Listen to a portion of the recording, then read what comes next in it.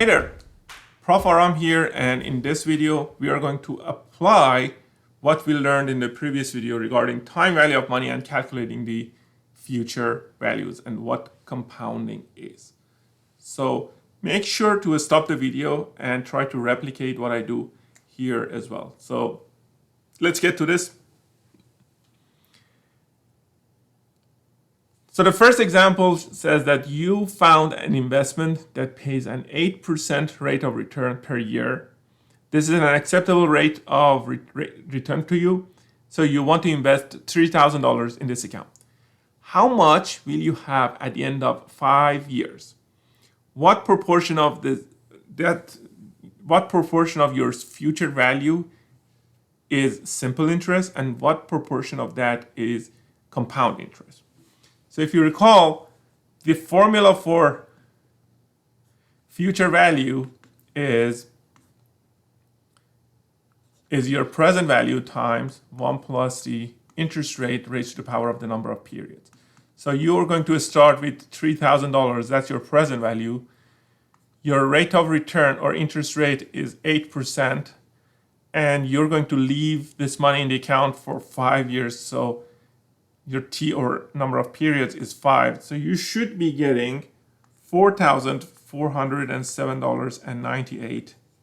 This is your future value considering compounding. This is when you allow your money to compound. This is when you allow your interest to earn interest.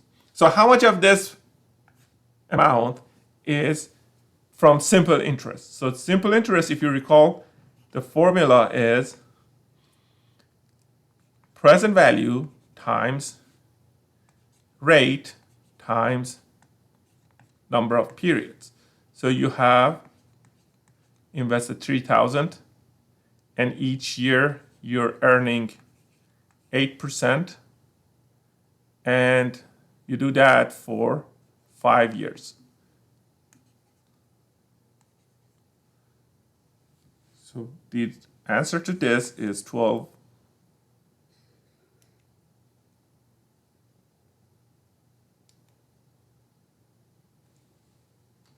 The answer to that is $1,200.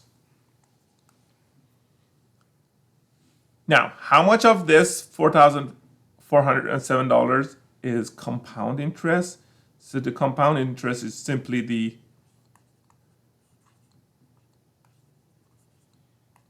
difference between the $407.98 minus the simple interest, which is $207.98.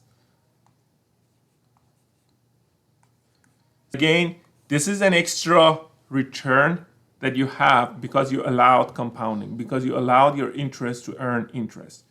Otherwise, you could just earn this simple interest. Now let's look at the financial calculator.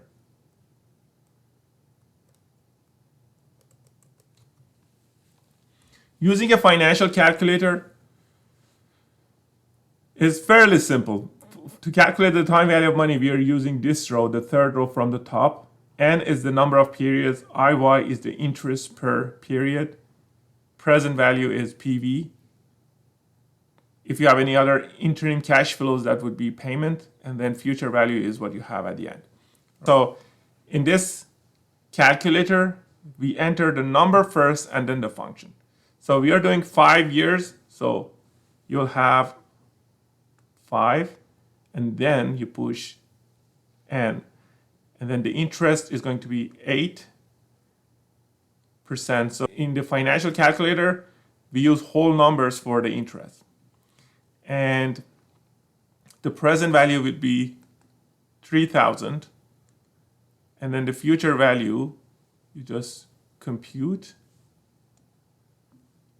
future value, which would be $4,407.98.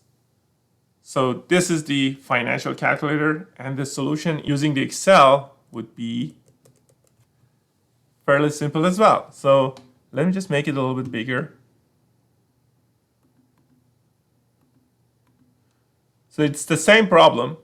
We have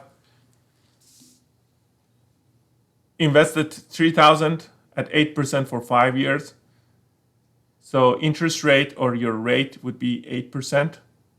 Present value would be 3,000. Number of periods would be 5 years. And then you can calculate your future value by entering the formula. So the formula for this is future value. And it asks for the rate. So the rate is 8%. The next input that the formula asks is the number of periods. So that's 5. We don't have any payments, so we just leave it. You can enter 0 or just leave it as it is. And then PV or present value would be this 3,000. And then you can ignore type, but we can put, because the payments happen at the end of the period, we can put 0, or you can just leave it, forget about it. Just enter the present value, and then we have 4,407. If you want to double check your answer, you can just calculate the